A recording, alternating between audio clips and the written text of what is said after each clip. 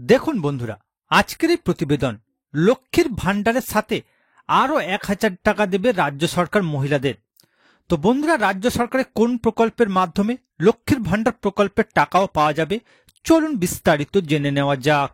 দেখুন বন্ধুরা, মুখ্যমন্ত্রী বিভিন্ন প্রকল্প রাজ্যবাসীকে নানাভাবে সাহায্য করে এসেছে। পশ্চিমবঙ্গ সরকার জনকল্যাণ স্বার্থে বিগত বছরগুলিতে একগুচ্ছ প্রকল্প চালু করেছেন। আর পশ্চিমবঙ্গ সরকারের এই সকল প্রকল্পগুলি জনসাধারণকে আর্থিক সাহায্য প্রদান করে।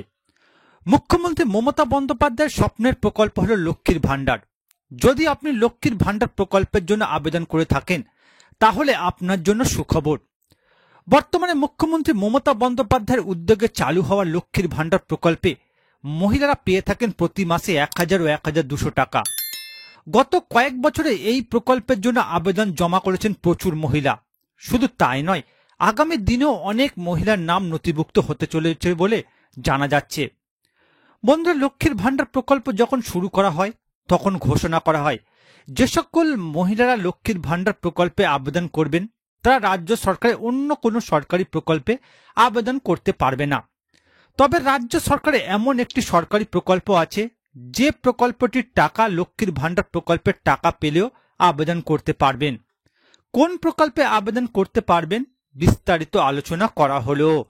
এবার দেখুন বন্ধুরা, রাজ্য সরকারের কোন প্রকল্পে আবেদন করলেও আপনারা লক্ষ্মীর ভান্ডার প্রকল্পের সুবিধা পাবেন।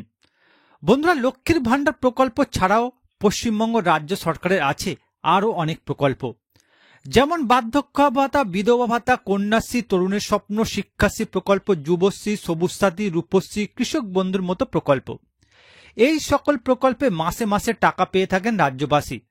বাংলার মহিলা থেকে পুরুষ, যুবক থেকে যুবতী, সকলের কথা মাথায় রেখে এই সকল প্রকল্প চালু করা হয়েছে বাংলায়।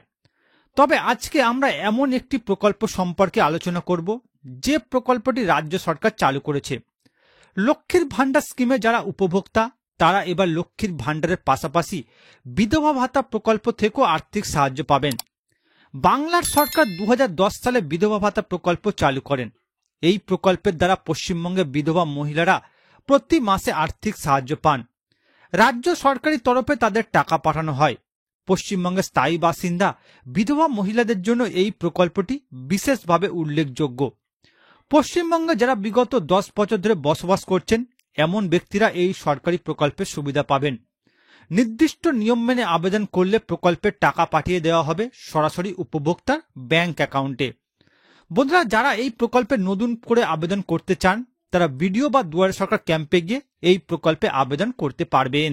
অর্থাৎ বন্ধুরা, রাজ্য সরকার যখন লক্ষ্মীর ভান্ডার প্রকল্প শুরু করেছিল তখন ঘোষণা করা হয় রাজ্য সরকারের লক্ষ্মীর ভান্ডার প্রকল্পে যে সকল মহিলারা আবেদন করবে তারা রাজ্য সরকারের অন্য কোনো সরকারি প্রকল্পের সুবিধা পাবেন না। তবে বন্ধুরা, সরকারি নিয়মে পরিবর্তন করেছে রাজ্য সরকার। বর্তমানে বিধবা ভাতা প্রকল্পে যে সমস্ত আবেদনকারী আছে তারা লক্ষ্মীর ভান্ডার প্রকল্পের সুবিধা পেতে পারবেন।